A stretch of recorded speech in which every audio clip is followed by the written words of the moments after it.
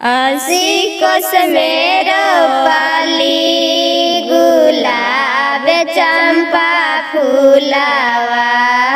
अस्सी कोस में रोपली गुलाब चंपा फूलावा। घोड़ावा चढ़ैले आवथिन दुल्हा विश्वजीत दुल्हा। घोड़ावा चढ़ैले आवथिन दुल्हा विश्वजीत दुल्हा। तोड़ियो में लेहलन गुलाब चंपा फूलावा।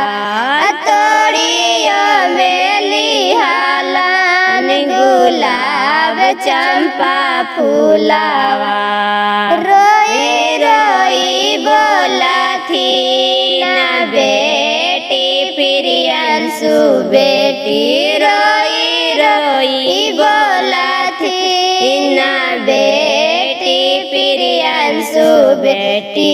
काहे प्रभु तोड़ला गुलाब चंपा फूलावा।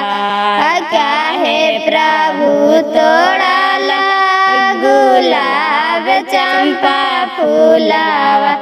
तोहर नाई हरवा धानी हमर ससुररिया।